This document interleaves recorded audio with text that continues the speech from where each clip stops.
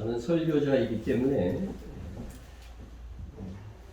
일상적으로 나오는 뉴스를 이렇게 또 가끔 설교 자료로 스크랩하고 보관하기도 하는데, 오늘은 제가 가정주의를 항목으로 해서 1년 동안 모아온 뉴스와 자료들을 소개하면서 말씀을 전하도록 하겠습니다. 먼저 KBS2에서 방영하는 억닥팡 문제아들이라고 하는 예능 프로그램이 있는데, 거기에 게스트로 참여하는 사람과 또 MC들이 문제를 내면 맞추어가는 그런 프로그램입니다. 거기에 나왔던 문제를 몇 개 드릴 테니까 한번 맞춰 보시기 바랍니다. 쌍둥이 여자아이가 태어났습니다. 그 중에 위독해 목숨이 위태롭던 거의 희망이 없는 동생을 기적적으로 살린 언니의 이 방법은 무엇일까요? 하는 것이었습니다.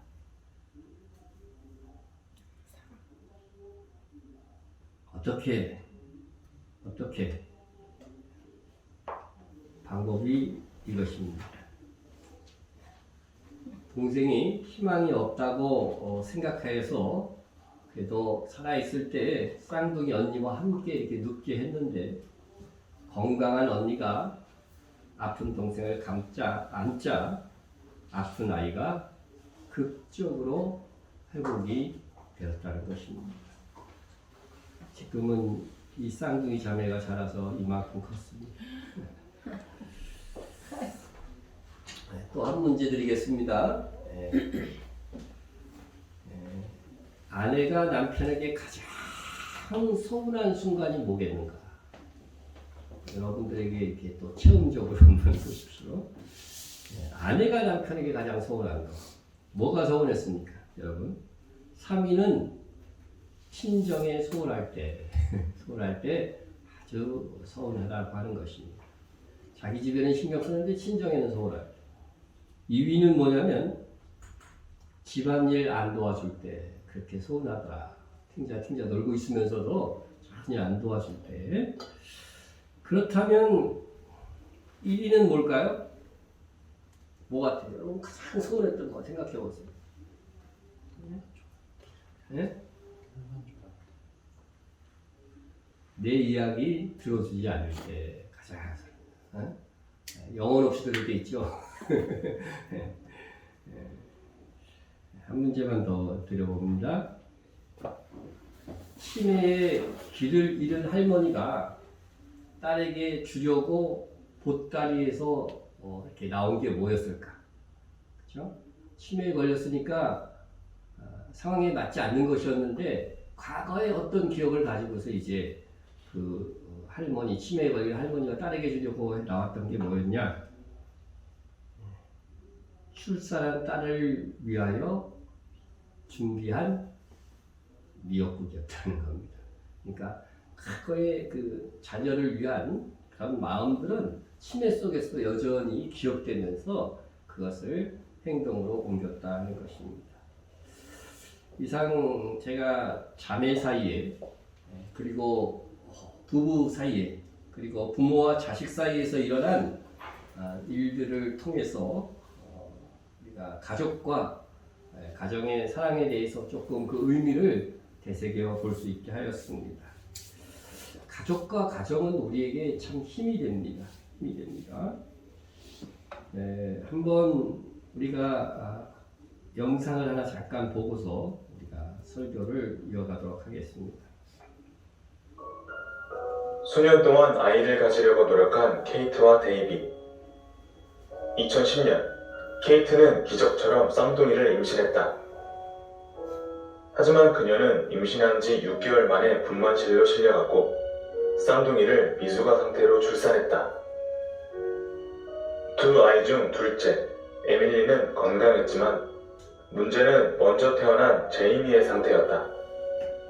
출산 후 몇 분이 지나도록 호흡을 거의 하지 못했기 때문이다. 의사들은 20분이 넘도록 아기의 심장 박동수를 높이려 노력했지만 아무 소용이 없었고, 결국 부부는 아기가 사망했다는 통보를 받았다. 간호사는 서서히 식어가는 아기의 몸을 엄마의 가슴에 놓아주고는 마지막 인사를 하게 했다. 케이트는 울먹이며 방 안의 모든 사람에게 잠시만 나가달라고 부탁했다. 그리고 차가운 아기의 몸을 따뜻하게 감쌌다.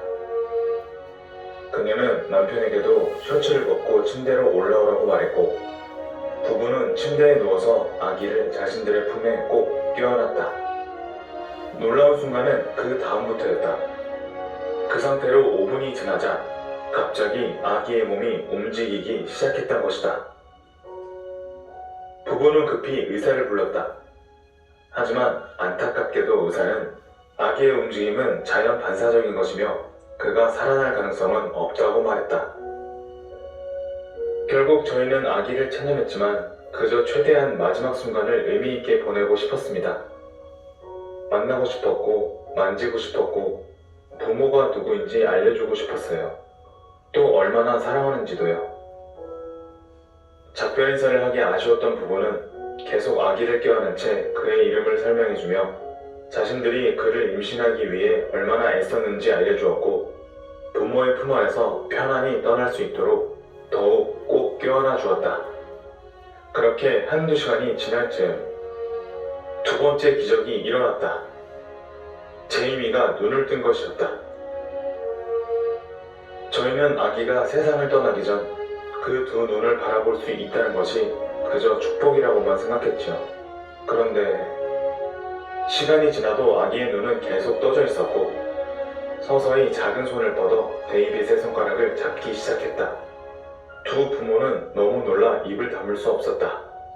생명이 다시 태어나는 기적 같은 순간이었기 때문이다. 어떻게 이런 일이 가능했을까? 호주 사람들이 캥거루 케어라고 부르는 것이 있다.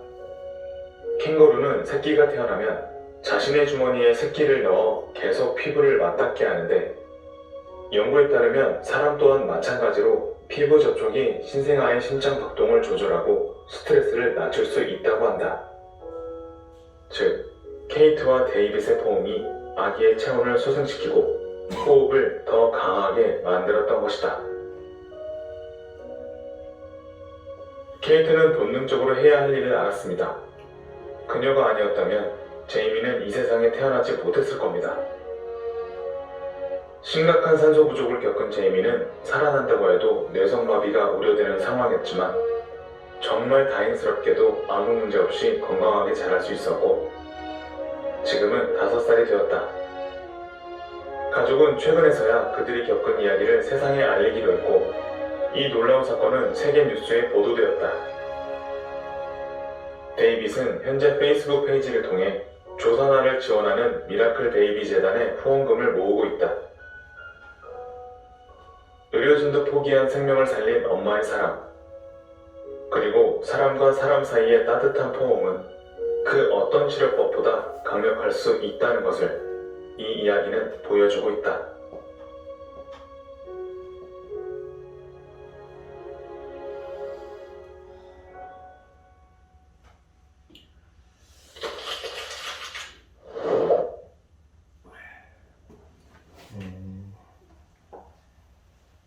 포옹은 힘이 있습니다.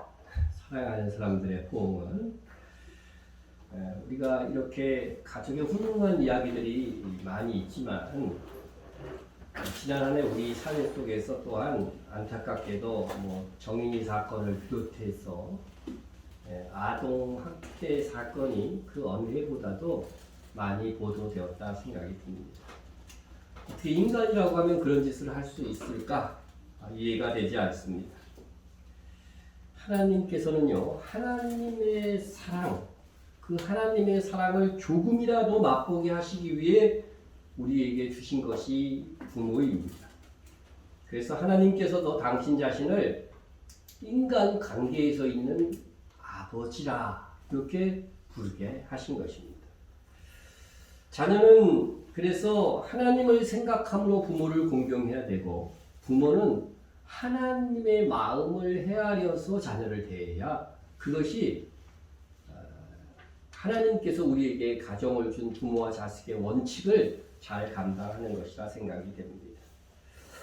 그래서 자녀를 잘 돌보아 양육하는 것은 그 사람의 상급이 되고 또 자녀는 눈에 보이는 부모에게 잘하는 것, 그것은 곧 하나님께 잘하는 것이다. 부모를 공경하면 그것은 곧 하나님을 공경하는 것이라고 하는 것입니다. 보라, 자식들은 여호와의 기업이요 태의 열매는 그의 상급이로다. 이렇게 말씀하고 있습니다. 여러분, 이 말씀 속에서 부모에게 있어서 자식은 내 기업입니까? 네? 자식들은 뭐라 그랬어요? 여호와의 기업이라고 말합니다. 여호와의 기업이라는 거예요. 그래서 이것을 잘 감당했어요. 그래서 자식들의 태의 열매, 태어나서 이제 잘 양육해서 좋은 믿음의 자녀로 컸어요. 그러면 그에 대한 상급이 있다는 거예요, 없다는 거예요? 그것이 그의 상급이 될 것이라고 말씀하고 있는 것입니다. 반면 자녀는 부모를 잘 공경하면 어떻게 됩니까? 자녀들아, 주 안에서 너희 부모에게 순종하라. 이것이 옳으니라. 내 아버지와 어머니를 공경하라. 이것이 약속 있는 첫 계명이니 이로써 내가 잘되고 땅에서 장수하리라. 여러분, 하나님의 계명을 잘 지키면 하나님께서 뭘 주셔요? 복을 주십니다.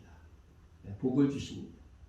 그런데 부모를 공경하고 그 말에 순종하는 자녀에게는 땅에서 형통과 장수의 복이 약속되고 있습니다. 이것을 약속 있는 첫 계명이라고 합니다. 약속 있는 첫 계명이라는 의미가 10계명이나 하나님의 계명 중에서 첫 번째로 복을 약속한 그런 계명이라고 생각하기 쉽습니다. 그런데 율법을 쭉 읽어보면 어느 계명이든지 그 계명을 지키면은요, 다 일정 부분의 복이 다 약속되어져 있어요. 10계명 속에서도요, 5계명에서 내 부모를 공경하라인데 제2계명에서 이미 나를 사랑하고 내 계명을 지키는 자에게는 천대까지 은혜를 베풀겠다고 하는 약속이 있단 말이죠. 복에 대한 약속이 있어요, 이미. 그런데 왜 이 말씀이 약속 있는 첫 계명이라고 하였을까 하는 것입니다. 그래서 제가 단어들을 쭉 살펴보면 이 첫이라고 하는 이 단어가요, 우리 성경에서 첫째 부활, 마지막 부활 최근에 공부했죠, 그죠? 그 첫째 부활이 순서적으로 첫째 부활이라는 의미보다는 무슨 부활? 더 좋은 부활, 더 우월한 으뜸 부활, 뭐 그런 뜻인 것입니다. 그래서 이 첫이라는 것을 제가 성경 원어사전에서 그래 스크립 해오면 여러분 잘 보일지 모르겠는데 이게 우두머리라고 되어 있어요. 우두머리. 이거 높은 지위. 그러니까 정말 하나님께서 여러 계명들이 있지만 부모를 공경한 그 계명에 대하여서는 어떻게 하신다는 거예요? 순종하여 지킬 때에 가장 큰 복으로 신속하게 갚아주실 그런 계명이라고 하는, 더 특별하게 복을 내리실 것이라고 하는 그런 약속이 있는 계명이다. 그렇게 해석하는 것이 더 옳을 것이라고 생각합니다. 이 부모를 공경함으로 잘되고 장수하는 복을 받으시기 바랍니다. 그런데 일반적으로 부모가 자식을 사랑하는 것과 자식이 부모를 사랑하는 것 중에 어느 쪽의 사랑이 큽니까? 자식보다는 부모의 사랑이 참 지속적이고 더 크죠. 누구나 그거는 공감할 겁니다. 왜냐하면 그것은 당연하다는 생각이 듭니다. 부모의 마음 속에는 거의 본능적으로 자식을 향한 마음이 있습니다. 그것은 부모를 통해서 하나님께서 하나님의 사랑을 보여주고자 한 것이기 때문에 부모의 본성과 심성 속에 자식을 사랑하는 마음을 심어 놓았기 때문에 가능한 겁니다. 왜 이방간 우리 세대에 아이들이 참 많았죠. 그 사람들이 이제 부모가 나를 버렸다 이렇게 생각을 해가지고서 안 찾고 있다가 결혼해서 애를 낳고 나서 다시 부모를 찾는 사람들이 많아. 대부분 동기가 그렇더라고요. 부모가 되어 보니까 이렇게 사랑스러운 자녀인 나를 버릴 때에는 부모에게 무슨 사정이 있었던 거다. 그렇게 생각하고 다시 찾아 나섰다고 하는 그런 고백을 많이 듣고 납니다. 그럼에도 불구하고 우리 사이에 도무지 부모라고 하면 생각할 수 없는 악행을 감행하는 사람들이 있는데 이것은요 정말로 하나님께서 사람의 마음속에 기본적으로 주신 이 본성까지 파괴된 행위라고 하는 거예요. 파괴된 행위인 겁니다. 지난해 5월 29일에 9살 된 여자아이가 자기 집 빌라 그 베란다에서 밖으로 나와가지고 옆집 베란다로 넘어가가지고서 자기 집을 왼발로 그것도 탈출해가지고서 아주 도로에서 잠옷바람에 뛰어다니다가 주민에게 발견돼갖고 경찰에 신고가 되었습니다. 이 최초 신고자가 이제 편의점에서 이 아이와 같이 있는 건데 아이는 불에 달궈진 쇠 젓가락으로 발바닥을 지지는 그런 학대를 받았고 어떻게 자기 자녀를 젓가락에 불에 지져갖고만 이렇게 됩니까? 이거는 뭐 고문할 때 그죠? 나왔던 그런 거 흉내낸 거예요 부모가 자기 자식한테. 그런데 아버지는 계부였고 그래도 어머니는 친모였는데도 물이 담긴 욕조에 가져갔고요 숨을 쉬지 못하게 막 이렇게 집어넣고 큰 학대도 했고 쇠막대기로 온몸과 종아리에 멍이 들 만큼 폭행을 하였다고 합니다. 그래서 다락방에 거의 감금되다시피 하여서 살았고 말을 듣지 않으면 테라스에다가요 쇠사슬로 목을 이렇게 감아갖고 자물쇠로 잠가갖고 이동을 못하도록 이렇게 한 겁니다. 여러분 감옥에서도 그렇게 하지 않잖아요 지금. 쇠사슬로 자기 자녀를 목에 걸어갖고 자물쇠로 이렇게 묶어놓은. 그리고 식사도 하루 한 끼밖에 주지 않았다고 합니다. 이 아이는 이미 부모에게 문제가 있어서 위탁가정에서 2년 동안 생활한 뒤 2017년에 다시 복귀를 했지만 다시 또 이런 학대를 부모에게 받게 된 것입니다. 우리 사회에 이러한 아동학대, 자녀를 학대하는 일이 많아지는 이것은요 하나님께서 부모에게 심어놓은 이 자녀에 대한 본성까지도 파괴되고 있다고 하는 사람들이 많다는 겁니다. 여러분 이것이 그냥 일어나는 것 같지만 사탄은 사람들로 하여금 하나님께서 주신 기본적인 본성까지도 파괴하여 가정을 무너뜨리려고 하고 있는 것이죠. 이런 극단적인 사건 외에도 가정을 불안하게 하는 다양한 일들이 지금 우리 사회에서 일어나고 있습니다. 우리나라에서 이게 행복도 조사를 한 걸 보면은요, OECD 국가 이렇게 비교해 보면, 2017년, 2019년 기준으로 평균 이하로 나타난다는 거예요. 우리나라 경제력이 얼마나 지금 세계에서 대단합니까? 10위권까지 올라왔는데, 행복도는 OECD 국가 평균 이하. 일본이 우리와 비슷해. 그러니까 이게 경제력으로 행복이 결정되지 않는다고 하는 것이 분명해진 겁니다. 우리나라는 세계 최장 시간의 노동의 이 오명을 쓰고 있는 근로시간, 이것이 점차 개선되고 있지만 아직도 아시다시피 주요국, 그죠? OECD 주요국에 비하면 한참 못 미칩니다.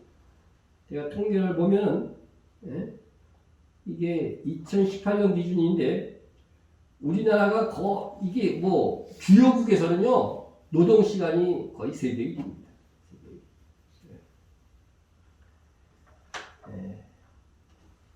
카틀린 야고스토트키라는 아이슬란드 총리가 한 말인데 한 국가의 사회 경제적 성공을 측정하는 척도는 국내 총 생산 GDP가 아니라 웰빙이어야 됩니다. 왜 행복이어야 된다는 거죠. 그렇죠. 선진국이어서 불행한 것보다 선진국이 아니라도 행복한 나라라고 한다면 그 사람들이 훨씬 더 나은 거 아니냐 이거죠. 우리가 국민소득 3만 달러 시대, 1인당 3만 달러 시대에 들어섰지만 삶의 질이 보여주는 지표는 아직 갈 길이 멀다 하는 것입니다. 서열화된 교육과 지나친 경쟁 사회, 그것으로 인해서 세계 최고의 사교육비를 부담하고 있고 세계 1위의 과도한 가계부채 등이 행복도를 떨어뜨립니다. 이런 이게 우리나라 외국과 이렇게 비교한 가계부채인데 한번 보세요.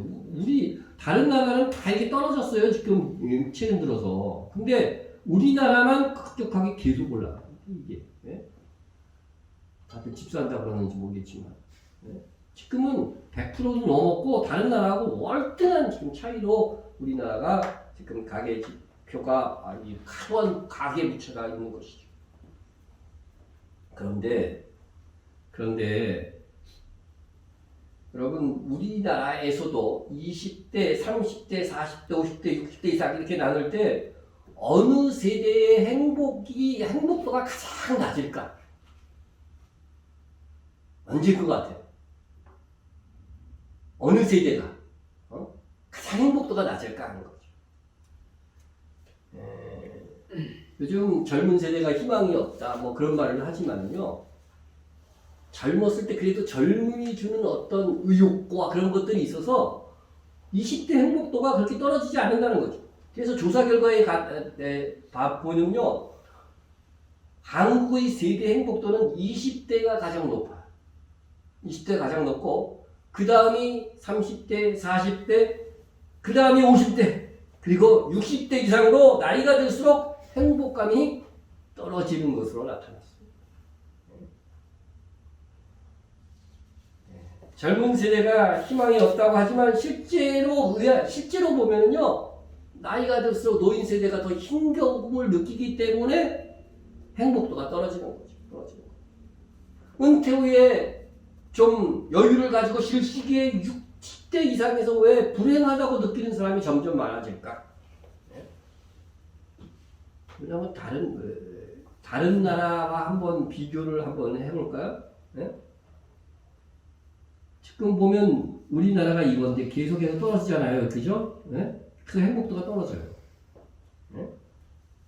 그런데 덴마크 같은 경우 한번 보십시오. 덴마크 같은 경우에는 20대의 행복도가 별로 좋지 않습니다. 그러다가 조금 30, 40대 떨어지다가 은퇴할 시기에 나가면 행복도가 갑자기 싹 올라가요. 브라질도 마찬가지예요. 브라질도 20대 행복도에서 행복도가 조금 떨어져요. 그러다가 다시 올라가는 추세입니다. 나이가 되면. 일본조차, 일본은 20대가 가장 불행하게 느껴요. 20대가. 가장 불행하게 느끼는데 조금씩 올라가요. 그래가지고서 은퇴할 때 되는 꽤 올라갑니다. 그러니까 은퇴할 시기에 가장 행복도가 떨어지는 나라는 어느 나라? 우리나라예요. 우리나라의 사회 구조가 그렇다고 하는 것입니다. 이에 대해서 서울대 이재열 사회학과 교수는 이렇게 말했습니다.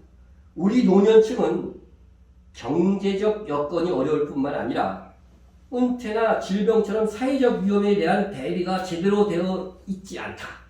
이렇게 말하면서 불행한 처지가 세계 최고 수준의 노인 자살률로 나타나고도 있다. 이렇게 말했습니다. 그러니까 나이가 들수록 점점 행복감이 떨어지고 삶의 질이 떨어지는 그러한 기조가 있는데 뭐 여러 가지 요인들이 있더라고요. 일본 같은 경우는요, 집을 대부분 20대, 30대에서 다 사요. 근데 장기 저리로 사가지고서요, 계속해서 원금하고 이자를 같이 이렇게 갚아갑니다. 그래서 은퇴할 60대 되면요, 빚이 없어요. 거의 다. 근데 우리나라는 어떻게 돼요? 예를 들어서 집 사잖아요. 집을 사더라도 빚을 내서 이렇게 샀는데 뭐만 갚아요?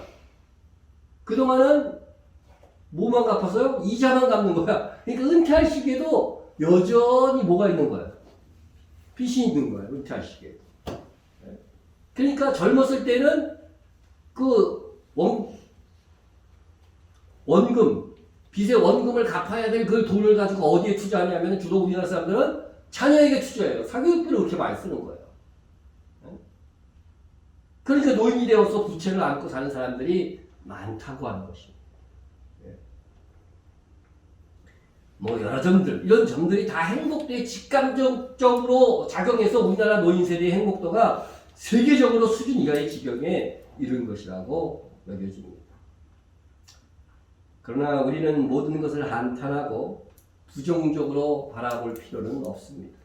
왜냐하면 우리가 뭐예요? 우리는 그리스도인이기 때문입니다. 물론 우리의 사회적 구조를 잘 알고 가정이 행복할 수 있을 정도의 수준만큼은 가정 경제를 지혜롭게 이끌어가는 그런 지혜도 필요합니다.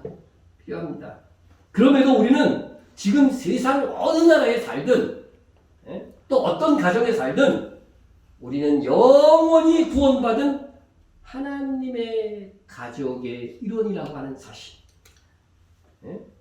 우리는 영원히 행복한 가정이 예비되어 있으니 주 안에서 가장 행복한 사람들이라고 하는 것입니다.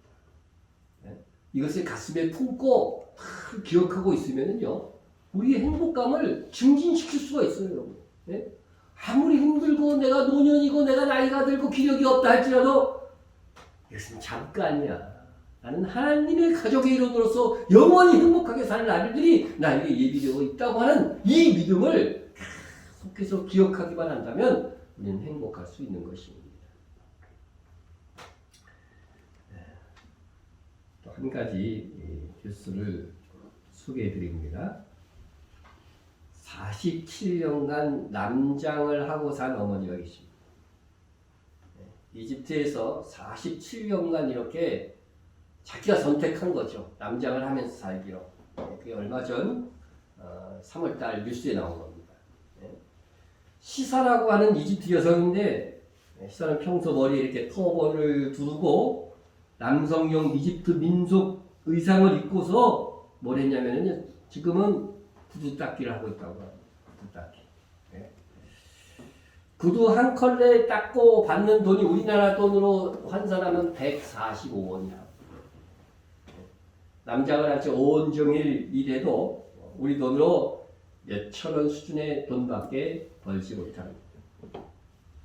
그도 젊은 시절에는 평범한 여성이었던 거죠. 20살에 이렇게 결혼을 했어요. 일찍 결혼을 했는데 남편이 자기가 결혼한 지 3년 뒤에 심장 발작으로 갑작스럽게 세상을 떠나면서 이 여인 시사의 삶이 아주 달라진 거죠. 당장 어린 딸을 키울 방법이 없는 겁니다. 여자로서. 그렇다고 재혼을 하자니 딸이 학대당할까 염려가 된 겁니다. 이는 가정 이 폭력이 만연한 현지 사정의 합리적인 생각이었어요. 이 이슬람 문화권에서 자기 자식도 아닌 남자가 여자는 물론 자기 딸에는 얼마나 학대하겠는가. 그래서 결혼을 하지 않고 궁리한 끝에 이 47년 전이었던 그때만 해도 이집트 사회가 굉장히 보수적이어서 여성이 바깥 일을 할 수 있도록 허용하지 않았습니다. 일자리를 주는 것이 없었다는 거죠. 그래서 시사가 선택한 것은 남자 행세를 하자. 그래서 일자리를 얻자. 그래서 처음 남자 옷을 입고 남편처럼 건축 현장에 나가 벽돌을 만드는 일을 했다고 합니다. 근데 동료들이 알까요, 모를까요? 계속 같이 생활하다 보면 이게 안 일어날 수가 없거든요. 시사가 남성이 아님을 눈치챈 동료들도 그녀의 딱한 사정을 알고 그래도 못 본 척하며 눈 감아 줬다는 겁니다. 그래서 건축 현장에서 일을 하면서 딸을 결혼까지 시켰지만 결혼시킨 이후에도 시사는 일을 멈추지 않았습니다. 농장에서 대추, 야자를 기른 일을 하다가 20여 년 전부터 버스 정류장에서 구두 닦기로 자리를 잡았습니다. 본의 아니게 남장을 하고 거의 반세기를 이렇게 살아가는 동안 또 이집트 사회는 조금 바뀐 거죠. 예? 그래서 요즘은 정부가 나서 여자들도 일해라 이렇게 나선대요. 예? 그래가지고서 오히려 2015년에는 일하는 여성의 대표로 총리에게 상까지 받는 그런 일들을 있었다고 합니다. 일이 있었다는데 당시 총리가 아니라 대통령이군요. 대통령이 위대한 어머니라고 이렇게 지켜 세워주었다고 하는 것입니다. 자녀를 위해서 여성의 삶을 포기하고 남자로 사는 희생을 감수한 어머니에게서 우리는 하나님께서 어머니의 마음속에 기본적으로 담아놓은 이 숭고한 사랑을 엿보게 됩니다. 자기의 온 일생을 다 그죠? 희생한 거잖아요. 희생하면서 한 명의 자녀를 제대로 키우기 위해서 그렇게 헌신하는 거죠. 이제 부모 자식 간의 이야기를 했다면 이제 부부 간의 얘기를 좀 합니다. 작년 유럽에서 영국에서 코로나가 아주 유럽에서 가장 극성, 지금은 프랑스가 가장 극성이지만 작년에 가장 극성인 나라는 영국이었죠. 79세의 남편과 76세의 아내가 확진을 같이 받은 거예요. 같이 살다 보면 그렇게 되잖아요. 그래서 한 병원에 입원을 했습니다.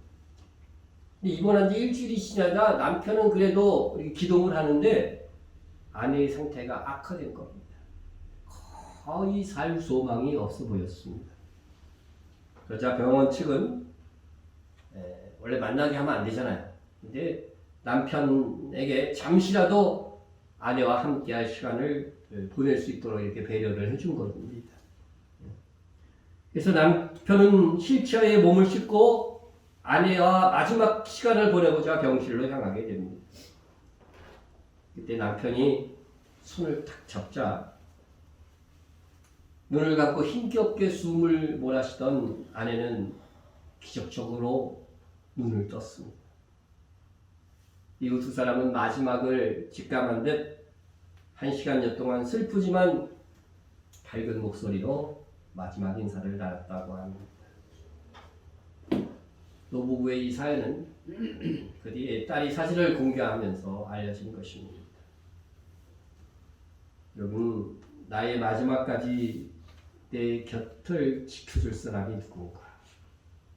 남편이고 아내고 자식들일 것입니다. 우리는 형제, 자매, 부모, 자식의 소중함을 알아야 됩니다. 보라, 형제가 연합하여 동거함이 어찌 그리 선하고 아름다운고 거기서 여호와께서 복을 명령하셨나니 곧 영생이라. 여러분, 하나님이 보시기에 선하고 아름다운 것이 무엇인지 아십니까? 여러분, 성경에서 복이 나오면 그 상이라고 같은 의미라고 했죠, 그죠? 선을 행한 자가 뭐를 하는 거예요? 상을 받는 거예요. 그런데 하나님이 보시기에 선하고 아름다운 일이 뭐냐? 네?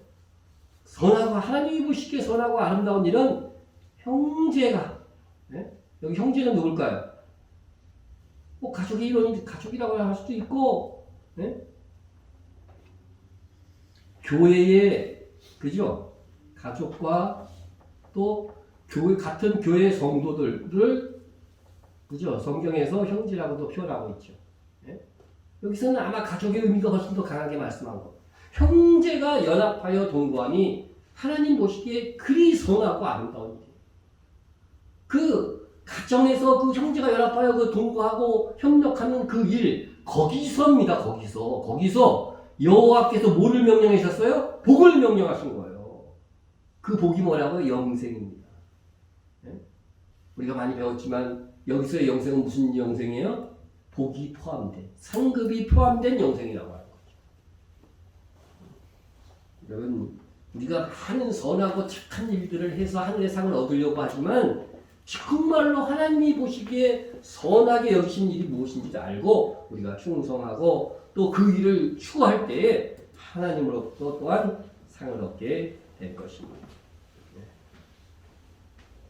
가족을 사랑하며 동거하는 삶을 살 때 하나님께서 복을 주십니다. 상을 주십니다. 영생을 누리는 동안 끝이 없는 복을 내리신다고 약속하고 있습니다. 네? 여러분, 심판자는 하나님이시니까 하나님께서 선하게 여기시는 그 일을 해야 되는 것이죠. 여러분, 그래도 가족을 사랑하지 않을 수 있습니까? 교회에서도 교우 간에 그렇게 서로 사랑하지 않을 수가 있겠습니까? 다음은 부모 자식 간의 애틋한 사연을 한번 소개합니다. 이것도 3월 말쯤에 나왔던 그런 뉴스입니다. 3월 31일 날 중국에서 기막힌 결혼식이 있었습니다. 결혼식 도중에 며느리의 손을 떡 쳐다봤는데 신랑 어머니가 깜짝 놀랐고, 20년 전에 길거리에서 잃어버린 딸이 있었는데 그 딸이 태어날 때에 손에 상처가 있었는데 그 흉터와 너무 닮은 자국이 있는 거예요. 지금 며느리를 지금 얻고 있는데 며느리 손을 보니까, 그래서 신랑 어머니는 설마 하다가 그래도 한번 물어나 보자 했고, 신부 어머니한테 혹시 이방한 거 아니세요? 하고 물었더니 놀랍게도 그렇다는 겁니다. 네? 아니, 그럼 이거 어떻게 되는 거야? 딸로 판명되면 어떻게 되는 거야, 지금? 자기 아들하고 결혼하는데 이게 뭐가 되는 거예요? 남매 사이가 되는 거예요. 그럼 이 결혼이 성사될 수가 없는 거죠. 네? 근데 여기서요, 기막힌 반전이 또 하나 있습니다. 신랑 어머니는 친딸을 잃어버리고, 중국에서는 한 잔에밖에 못 낳게 하니까 친딸을 잃어버리고 한참을 헤매다가 소용없다고 이제 판단을 해서 지금 결혼하는 아들도 입양한 거라는 거예요. 근데 실제로는 지금 남남인 거죠, 그렇죠? 남남인 거예요. 네? 그래서 결혼은 아무 문제가 없다고 해서 일단 결혼식은 다 진행이 됐습니다. 결국 신랑 어머니는 신부 어머니가 된 거죠, 갑자기. 신부 어머니가 되어갖고 양아들의 사위로 자기 딸을 맞이하게 되는 그런 현상이 일어난 겁니다. 네. 그래서 결혼식과 더불어 모녀 상봉식이 되었고, 어머니와 딸은 울음을 터뜨리면서 서로 끌어안았습니다. 네. 신부는 신랑하고 결혼한 것보다도 친어머니를 만나는 게 더 행복하다고 이렇게 말했다고 합니다. 혈육을 잃어버린 적이 없는 사람은 아마도 이 감정을 온전히 다 이해하기 힘들 거예요. 여러분, 우리가 그냥 항상 있는 가족은 그냥 있겠거니 이렇게 생각하지만, 이 가족의 한 사람이 잃어버리면요, 나머지 가족은 정말 큰 고통 속에 오래오래 살게 되는 거지. 그렇게 귀한 것이 가족입니다. 우리가 가족을 잃어버리지 않고 지지고 볶고 언제든 만날 수 있고 함께 하고 있다는 사실 자체로도 사실 감사해야 되는 일이라고 하는 것입니다. 여러분, 하나님께서 이러한 소중한 가정을 주심으로 우리에게 무엇을 깨닫게 하려는지 알아요. 하나님은 아버지시고 예수님은 우리의 신랑이라고 하십니다. 우리는 예수님과 더불어 하나님의 자녀라 하십니다. 하나님 가족의 행복과 기쁨을 이 세상 있을 때에 가정에서 맛보기라도 하라는 것입니다. 맛보기라도 하라는 것입니다. 그런데 가정이 파고되고 가정이 행복하지 않게 되면, 가정을 그렇게 만든 사람은 하나님의 뜻에 반하여 살고 있는 것입니다. 우리는 가족 중에 혹 조금 부족하고 부실한 자가 있더라고 할지라도 나는 끝까지 사랑하여서 하나님의 사랑, 그것을 보여주어야 하는 것입니다. 그러면 그에 합당한 상을 받게 될 것입니다. 하나님의 가정은 또한 교회입니다. 교회는 진정한 가정입니다. 그래서 교회 안에서도 부모에 해당하는 어른들을 하나님을 대하는 마음으로 공경해야 되고, 어른들은 또한 젊은이와 어린 아이들을 하나님의 마음으로 사랑해야 하는 것입니다. 그러면 더욱 행복한 가정, 행복한 교회가 될 것입니다. 우리가 행복한 가정과 교회를 만들기 위한 노력으로 우리가 서로에게 자주 해주어야 하는 말, 여러 가지가 있겠지만 오늘 하나를 소개하고자 합니다. 이것도 복닥박 문제학이라는 풀에서 나온 질문 중에 하나입니다. 질문이 뭐냐면, 연봉이 높은 사람들, 다시 말해서 돈을 좀 잘 버는 사람들 92%가 자주 하는 가장 돈 되는 말은 무엇입니까? 무슨 말일 것 같아요? 네? 하여튼 미안합니다. I am sorry. 네. 여러분, 미안하다고 하는 말을 자주 하는 것은요, 돈이 드는 일은 아니에요. 그런데 보니까 돈이 들지 않는데 오히려 이런 말을 많이 하는 사람이 돈을 잘 벌더라는 거예요. 잘 벌더라. 네. 여러분, 우리가 사람 보고 한번 해보세요. 네. 미안합니다. 연습 한번 해보세요. 네. 네. 어색하십니까? 그럼에도 불구하고요, 돈도 들지 않는 이 말이요, 참 하기가 쉽지가 않습니다. 네? 왜 그런가 하니, 미안합니다 하는 이 말은 자존심이 높은 사람보다 자존감이 높은 사람이어야 보다 자연스럽게 할 수 있는 말이라고 합니다. 네? 그러니까 자존심, 자존감이 뭐냐? 네? 이 자존심이나 자존감은 모두요, 자신을 존중하는 공통된 마음이라는 것은 똑같아요. 그런데 자존심은 타인과의 경쟁을 통해서 얻는 자기 존중이라는 거예요. 네? 그래서 늘 비교를 해서 나는 그래도 괜찮은 사람이야. 네? 저 가정보다는 내가 나. 이렇게 저 사람보다는 내가 나니까. 이렇게 비교를 한다는 거죠. 근데 자존감은 자신이 있는 그대로를 받아들이는 자기 존중이에요. 주변의 상황에 아무 상관이 없이 나는 그리스도인으로서 그냥 자부심이 있는 거죠. 그래서 자존심은 남과 비교를 통해서 얻는 것이기 때문에 자존심이 너무 강한 사람은 내가 잘났다는 것을 남에게 평가받고 싶어하는 겁니다. 그래서 자존심이 너무 강한 사람은 그 자존심에 열등감이 포함되어 있을 가능성이 아주 높다는 거죠. 실상은 열등감인데 자존심이 강한 것처럼 나타나기도 한다는 겁니다. 반면 자존감은 다른 사람과 비교하지 않아도 있는 그대로의 자신을 존중하고 스스로를 사랑하는 마음입니다. 그래서 자존감이 높은 사람은 모든 원인과 결과를 나로부터 찾아서 남 탓을 잘 알아요. 그러니까 자존심이 강한 사람은요, 남과 비교해서 자기를 존중하는 거니까 꼭 남 탓을 하게 되는 거죠. 남 탓을.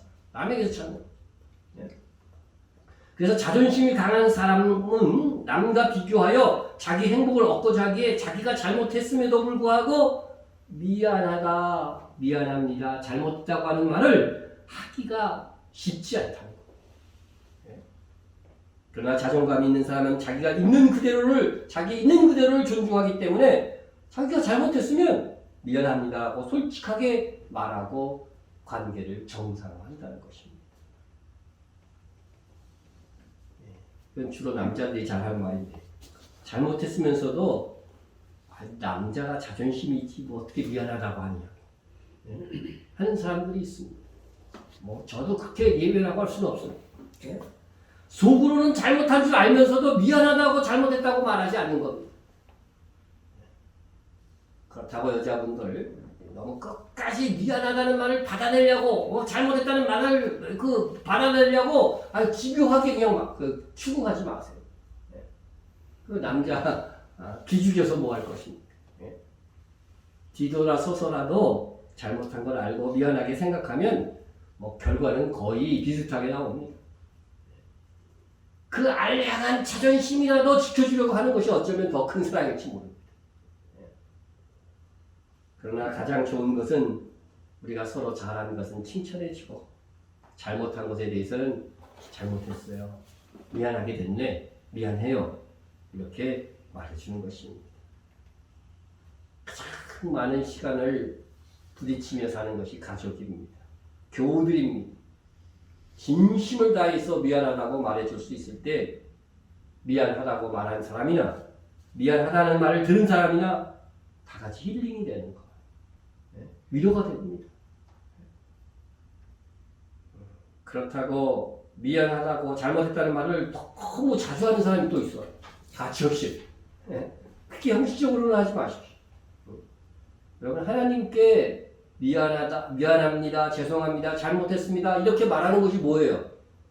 회개잖아요. 회개를 통해서 하나님과의 관계가 친숙해지는 것처럼 우리도 상대방에게 잘못한 게 있으면 잘못했네, 내가 실수했네 이렇게 말하는 것, 그것으로 관계가 회복됩니다. 성경에 보면 우리 킹 제임스 흥정역을 기준으로 이렇게 보면 야고보서 5장 16절 말씀, 너희 잘못들을 서로 고백하고 너희가 병 고침을 받도록 서로를 위해서 기도하라. 그럼 병 고침은 육체적 고통이지만요, 이게 정신적인 고통은 뭡니까? 서로에게 잘못한 거, 그죠? 인간 관계 때문에 그 고통을 받을 수 있다는 거죠. 그것을 어떻게 하라는 거예요? 가족은, 믿음의 교우는 자기 잘못을 솔직하게 고백하고, 그리고 또 나의 질병까지도 내어놓고 함께 기도하는 친밀한 영적 가족이 되어야 되는 겁니다. 그런데 또 하나의 문제는 뭐냐면요, 여기서 서로 잘못을 고백하라고 했는데 나는 잘못을 고백하고 용서를 구하는데 상대방은 절대로 안 해. 그럼 어떻게 해야 될까요? 나도 안 하면 되지 뭐. 이렇게 되면 결국 뭐예요? 둘 다 하지 않은 거예요, 결국은. 그죠? 둘 다 하지 않은 것입니다. 우리는 서로 그렇게 하라고 하는 명령을 받았으니까 나부터 하면 되는 거예요. 그러면은요, 내가 사랑의 선구자가 되는 거예요. 선구자. 더 복되고 더 상을 받을 수 있는 거죠. 그러면 내가 먼저 잘못을 고백하고 미안하다는 말을 하게 되면요, 그렇게 거룩한 영향력은 반드시 열매를 맺게 될 것입니다. 여러분, 제가 목자로서 미안합니다. 수년이 되었지만 또 몇 번 얘기하기도 했지만 과거 2015년에 미래에 대한 예측을 제가 좀 잘못한 적이 있고 또 참 부족한 목자이어서 미안합니다.